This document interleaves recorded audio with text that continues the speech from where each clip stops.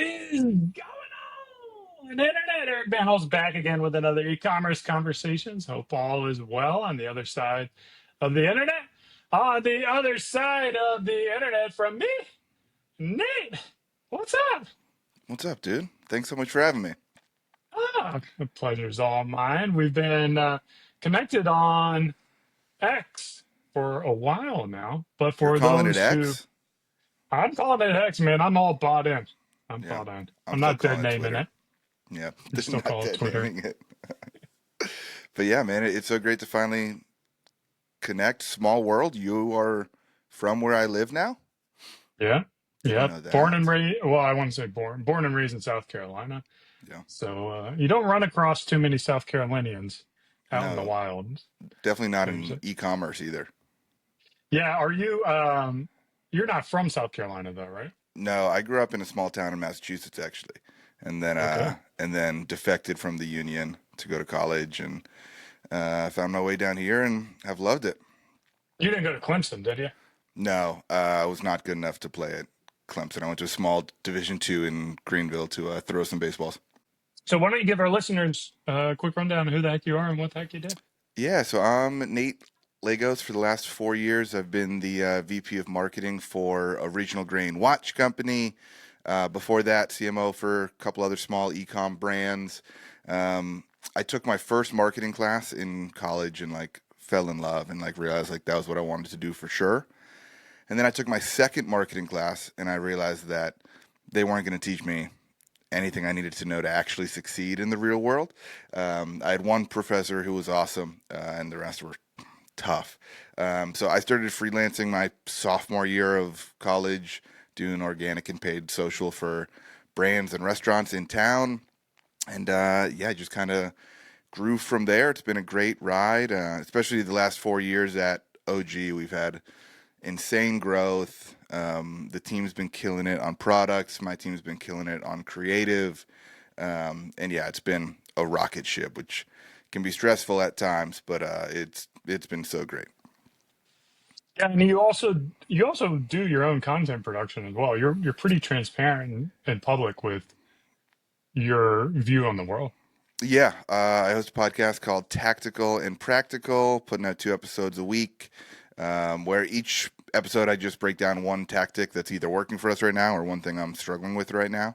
Episodes are short, 8 to 12 minutes long, and yeah, the feedback on it has been awesome. I put out that content with kind of the mentality of like, what content did I need when I was 24 and I got my first CMO job? And I feel like I completely stumbled into it and like scammed my way into it, and I had no clue what I was actually doing. So that's the kind of content that I'm trying to create these days. We I've had Andrew Ferris on the show. I've Mm, had Common Thread Collective with Taylor on the show, and those are kind of like the cost cap, bid cap guys in the e-com space. And I think you take a different approach to your uh, paid media strategy. Walk me through how you view media buying and the strategy to execute on. yeah, I think I have a very unique perspective on why we advertise in general, and I don't think that's a question a lot of marketers are asking themselves today. Um, I advertise to amplify great brands. Period. Full stop. That's it. I don't believe it's Facebook's job to acquire a customer for me. I believe Facebook is a megaphone, and it's the best megaphone that's ever existed. And I want to shout into it and pour as much budget into it as possible. I disagree with those guys on the cost caps thing because cost caps assume impressions are worthless and that your customer's consideration cycle is never longer than your attribution window, which is obviously not true. And we spend 95% of our budget on Facebook on conversion campaigns, so I'm not just spending for impressions or reach or anything, but those impressions are worth something. And for us, we sell a product where our new customer AOV is $360. Our data shows us that people take months or sometimes a year to decide to buy from us. So I'm not worried about what my CAC is today. I'm worried about getting a lot of awareness and brand affinity basically for the whole year until Christmas, when we know we're going to cash in on it all. So, yeah, I like to feed that funnel as much as possible. Um, and it's been worked out great for us. We're growing and we're growing profitably. Like, I'm not a growth at all costs kind of guy. We measure top and bottom line every single day. Um, but yeah, I just believe that volume solves a lot of problems in business, and even if you lose some efficiency, we've ended up much better off for it. So what are your key, North Star metrics if the ad is working or not working? Are you looking more at the rate of impression? Are you, like walk me through that? Yeah, so our targets change throughout the year. What makes an ad successful on December 1st is different than what makes it successful on July 18th, today when we're recording this. Um, for most of the year, we still like to be profitable on acquisition.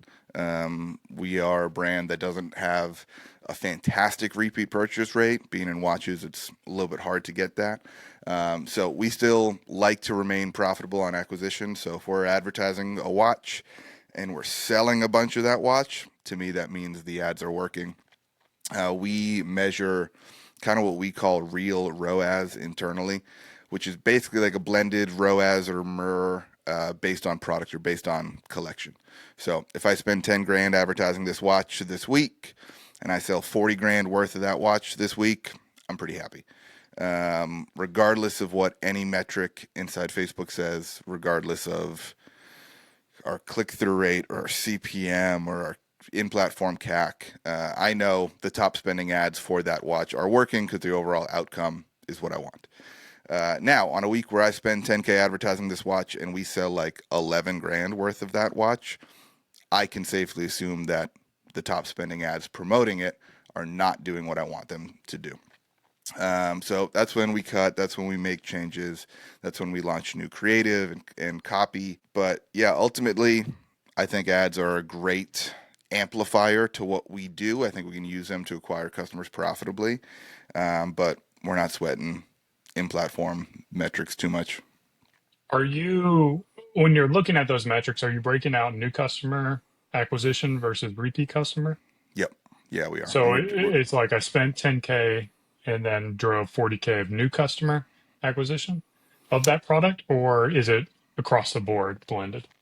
no, so we look at both. But when I'm specifically judging ads performance, I'm looking at new customer stats. Okay. And then when you break down your media account, are you doing it by product then? So it's like I got this product, this product, this product. That way, like, because you guys have a ton of SKUs, right? How many SKUs are you managing? Yeah, we got 150, couple hundred SKUs. We are not advertising all of them. There's really five watches that make up our business, so that is mainly what we're advertising. We'll throw up some ads for some limited edition stuff every once in a while, but it's really just those core five that pay the bills, and we see even when we advertise those top five, people come to the site. They obviously kind of plinko around and buy whatever they want to. So that's why we measure it by collection as well. Because if I'm advertising our top watch from the Whiskey Barrel Wood collection, um, I obviously want to sell that top watch as much as possible. But if people are buying from that collection, I know they're coming from that ad campaign too. So to answer the question, we break up our campaigns by collection, and then just most of the ads in there are for the top watch in each collection. And then is Meta your only marketing channel? Or are you also doing Google other channels? Yeah, Meta makes up 85% of total spend. The rest gets spread out over Google, YouTube, and influencers.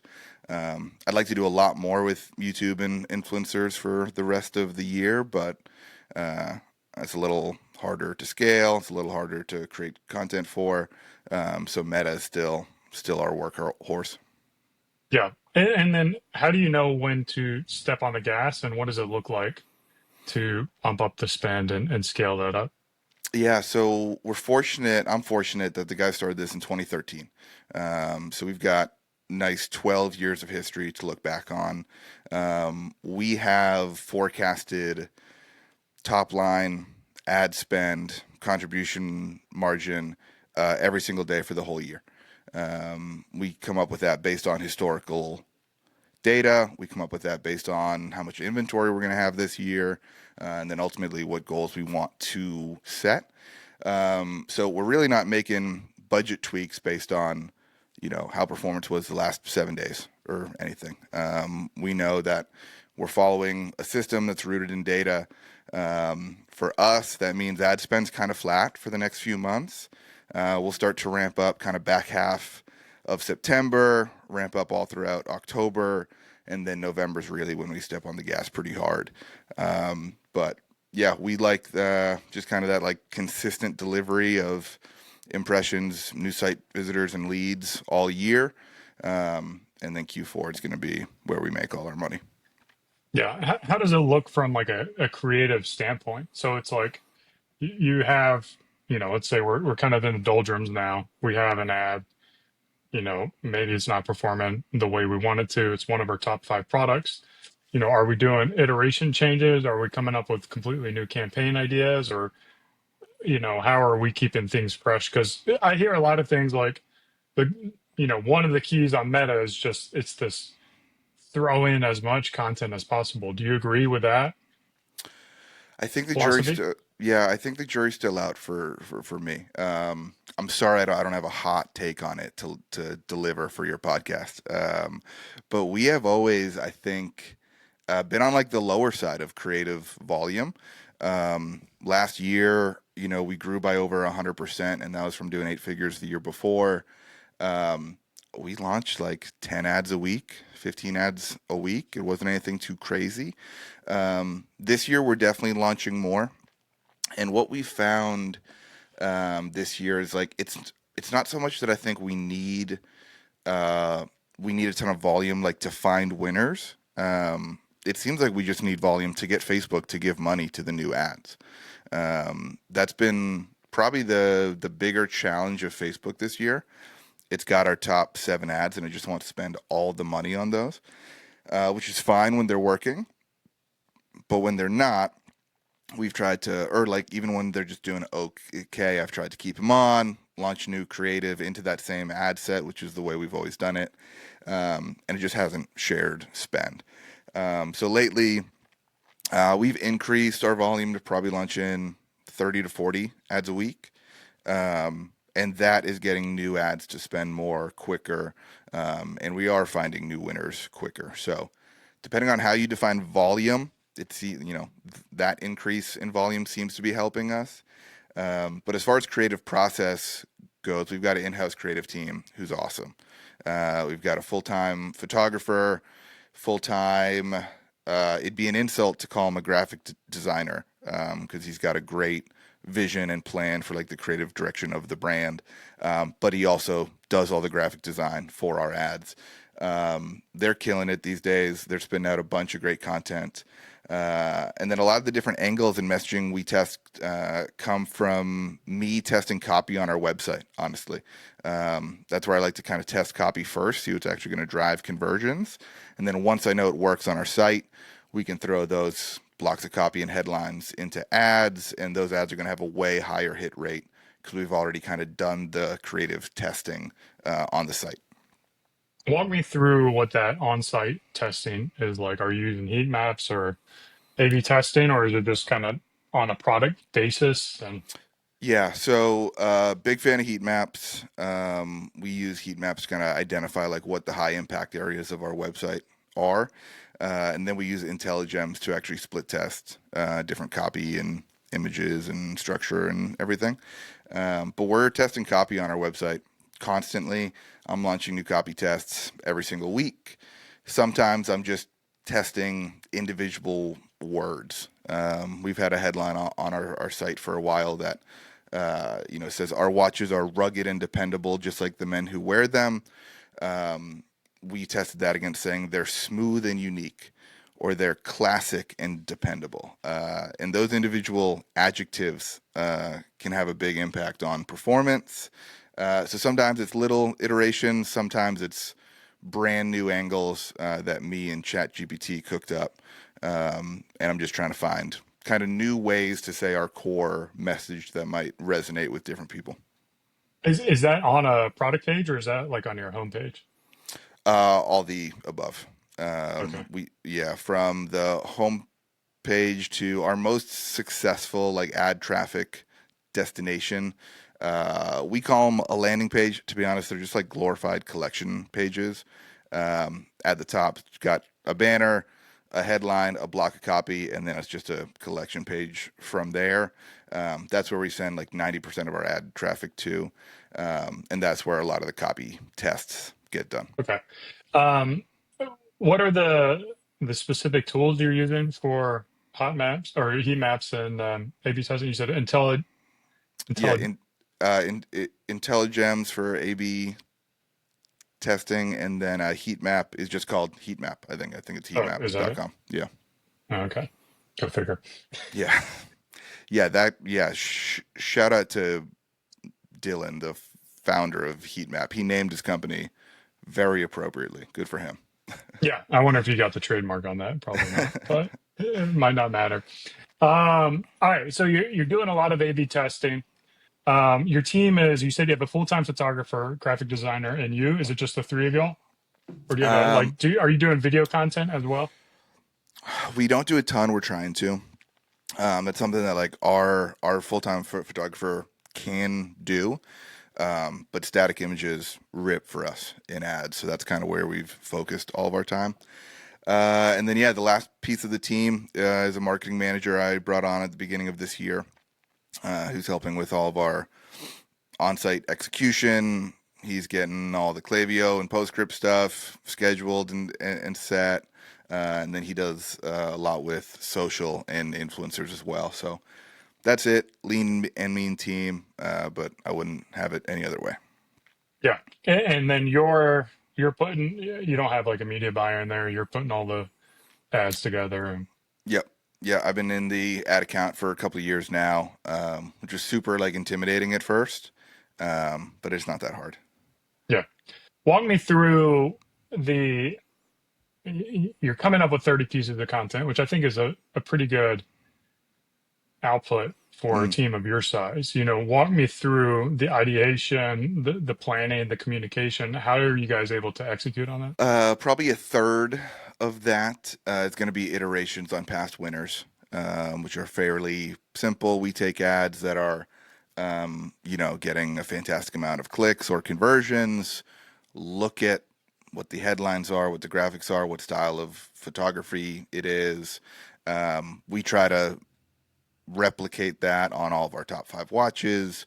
We try to replicate that on any watches that might be underselling that we're trying to move.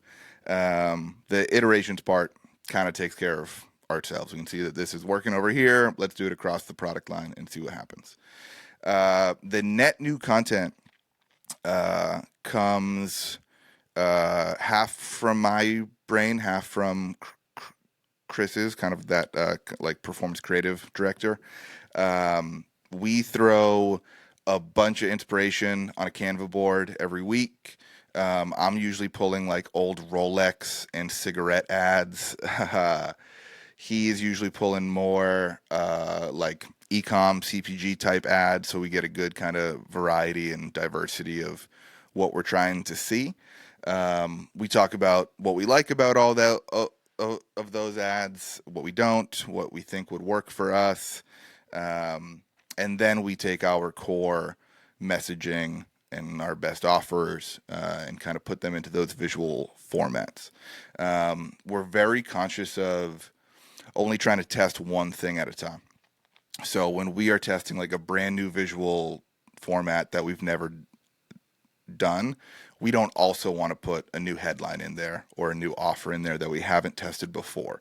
So trying to be as systematic as we can about like, hey, all we're going to test in this ad is a new visual format that's out there for us. So let's put our best performing headline, our best performing watch in it, our best performing offer. That way we know if that ad doesn't work, it's like, all right, we can throw that visual format out. We don't have to test that again. That's pretty cool. So, you've really kind of just been stacking bricks on the house, Yeah. to get it taller and taller rather than starting a new house, starting a new house, starting a new house. Um, let's talk a little bit more about those initial ads. Um, how much spend do you gotta allocate to, well, you have 30 ads and you said like five core collections or sets. So it's Yep. like six ads per collection is basically what you're shooting for. They're weighted heavier towards the top one. Really, we've got one watch that rips for us. Sells like twice as many units as anything else, so that gets the bulk of it. And then it's split out pretty evenly over those next four. Okay.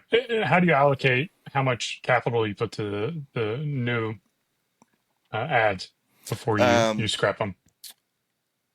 before we scrap them, so we launch all new creative into existing ads sets so they can compete directly against winners.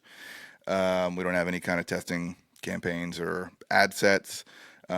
It's something I've thought about more this year than ever because we've had that issue of Facebook only wanted to spend on the top ad.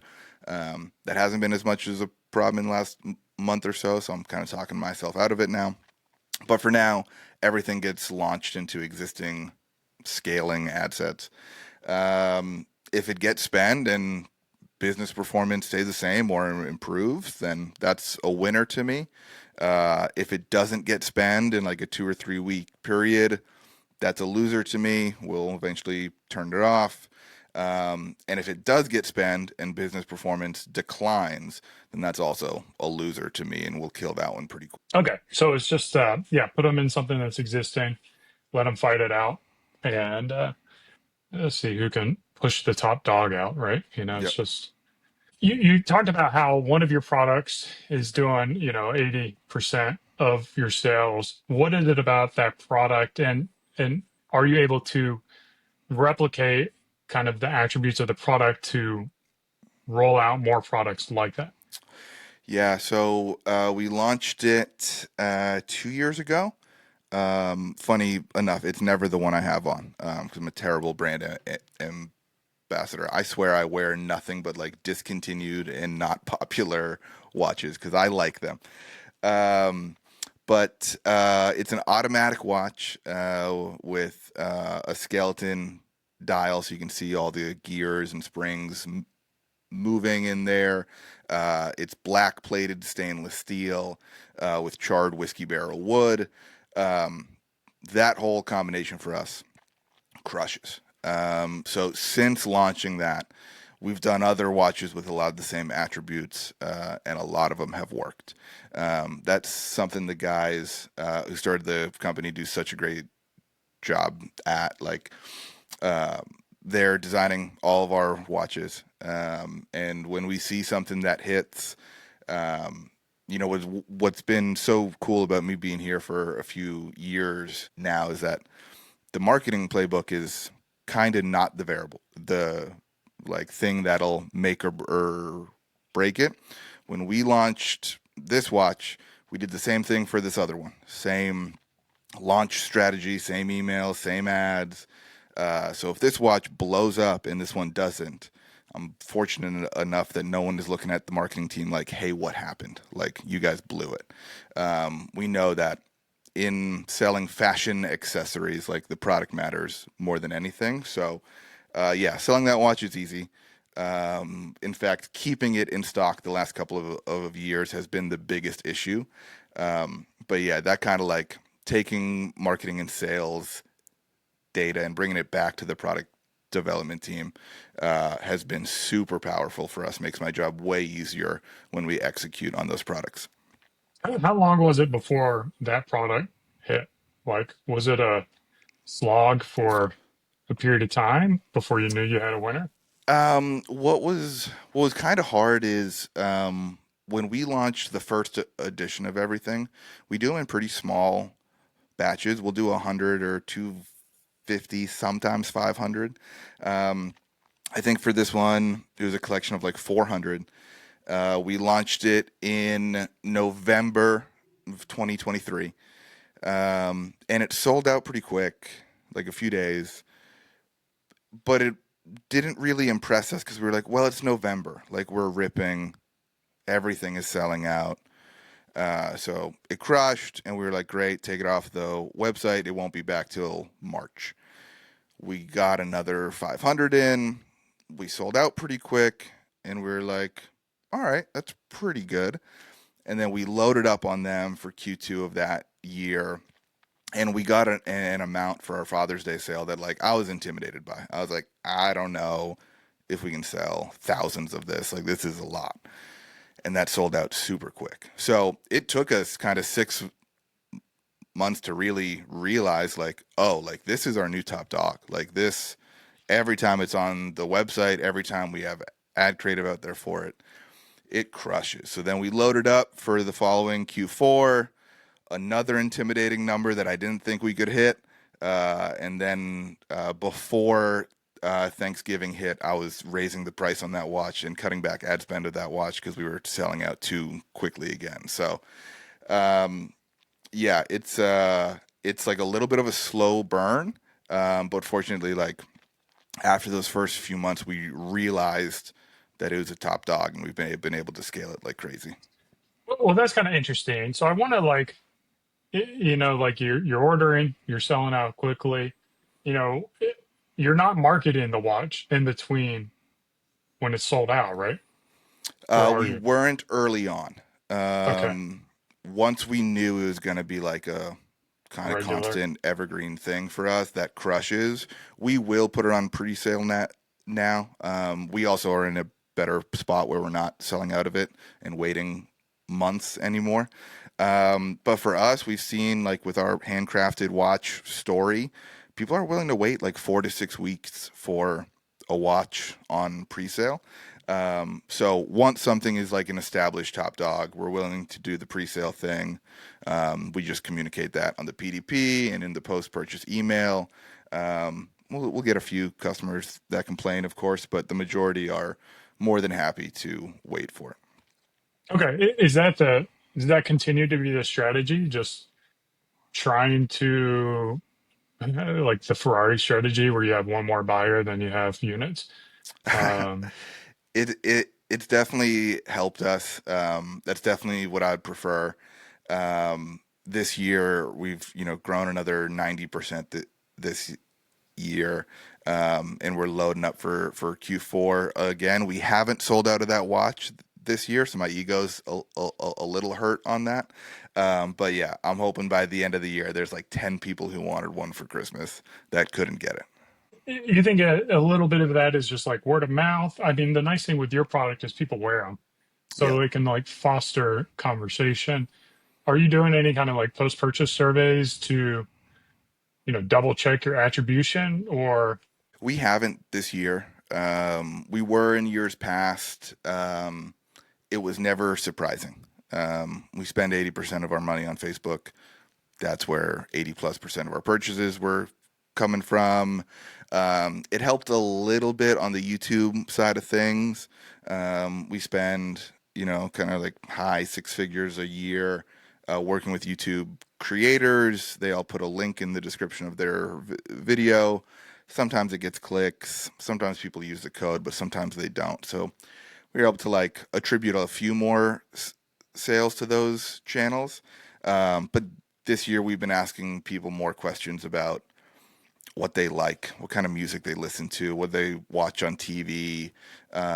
When did they first hear about us was a big one. We found out 20% of our customers hear about us 1 year before they make a purchase, which sucks. I wish those people would hurry up. But it's really important for us to know. That goes back into my anti cost cap thesis of like, yeah, I don't need my CAC to be great today. I know impressions I serve today are going to convert buyers next July, which kind of sucks, but is what it is. let's talk about that social media outreach. How are you finding, influencers? How do you compensate them, and how much potential do you see in that channel for you? Yeah. So we're all fortunate enough. We're like, me and the guys who started the company are all like pretty good representations of who our customer base are. I'm a little younger, but our customers are 35 to 50 year old guys, like to drink whiskey, a lot of vets in the community, just guys. So finding influencers becomes easy because we're usually fans and followers of the people that we should be working with already. And then that's also why we do a little bit of the surveying about what kind of music they listen to, what sports are they watching, to kind of give us some direction there. From there, a lot of cold DMs. Sometimes I'm stalking talent agents on LinkedIn, but manual outreach has served us well. We're fortunate enough to have partners on our website like Jack Daniels and Taylor Guitars and really big legacy brands, that if I'm reaching out to work with an influencer, they can't big league us. They can't be like, no, I know you work with Jack Daniels, but I'm cooler than that. It's like, no, you're not. So we get really great response from them. Compensation is typically a flat fee. Another thing that kind of comes into our long consideration cycle for people to buy, the rev share thing doesn't really work. The affiliate thing doesn't really work because an influencer will post about it once or twice. Not many people will buy, but I know impressions served today matter a year from now. So we go flat fee, agree to a certain amount of posts or inclusions in YouTube and social. And then if it is a post on Instagram, we ask them to collaborate with us and then allow us to whitelist that post as an ad, which has been a really great kind of first touch point for us. Those ads don't drive the most conversions, but the CPMs are fantastic. The cost per link click is fantastic. And then we let our kind of more salesy ads convert people down the road. How are you determining what is an appropriate amount to spend with a creator? Are you just letting them give you a price, or do you guys say like, hey, these are the views you've been getting on your last 10 videos and we pay, $10 CPM of whatever your average is? On YouTube, we've got it down to a science like that. On social, we don't. So from all of our YouTube creators, we track RPM, revenue per thousand impressions. And I know when I'm going to work with a new whiskey creator, I can expect to make, I think it's like an $89 RPM. So then I can go do the math of you guys average 100,000 views a video. I think I'll make 9 grand from that. So I want to pay you 4 or 3, or I'll try to get 3 episodes for 10K or something. Social influencers is not a science at all. Even if someone averages good views, any one post can either blow up or completely flop. So that one's a little more gut. We've done less of that as well. That's why we always try to include things like if we're going to do a deal with you, we want to come shoot it so we know the content's great. We want to be able to use that content in our own ads on our own site. The social post is like almost the cherry on top of that deal. For us, like we know that we can get great content and use it on our own. If you guys want to post and collab with us, that's better. But it's been hard for me to like attach a number to that as like what that'd be worth. So we've kind of been shooting from the hip on that one. I'm curious how you got that RPM on YouTube. Like, what were your ways of determining what that number is? Yeah, so every YouTube inclusion, they'll do like a 60-second ad read in the video. Say, go to this link, use this code. We use a combination of the code and the link to attribute some amount of sales to it. Take that revenue divided by the views that it's gotten times 1,000, I think is the math. Yeah. And then we start to see patterns when we've done this 100 times. That like different niches of creators, their audiences hold very different values to us.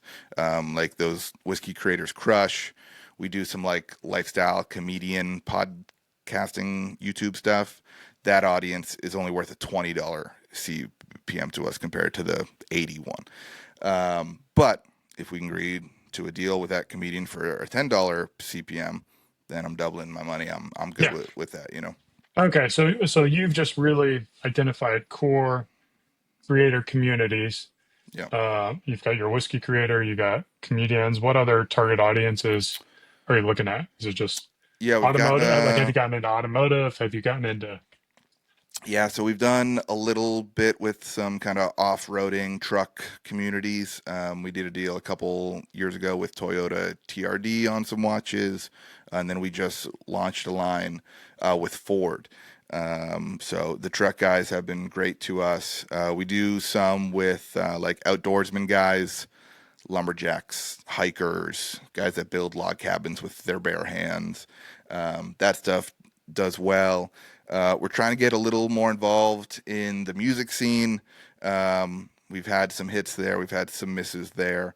But whiskey, I mean, our whiskey injected Daniels collection makes up the majority of our revenue. So that's where a ton of our focus is. Yeah. Where can people follow you, find you, reach out to you, buy your watches? Yeah, buy our watches, please, at originalgrain.com before they're gone. Or you can follow me at Nate Lagos on Twitter. You can listen to the Tactical and Practical podcast wherever you get your podcasts. And yeah, that's it. Thanks so much for having me on, man. Yeah, man, the pleasure's all mine. I hope our listeners enjoyed this as much as I did. Was taking a lot of mental notes, selfishly. So I want to get ready for my team to get into the office so I can, brain dump all the things that I've been talking about. Perfect. Appreciate you. We'll see you on X. As always, this has been another e-commerce conversations. Cheers and keep on growing.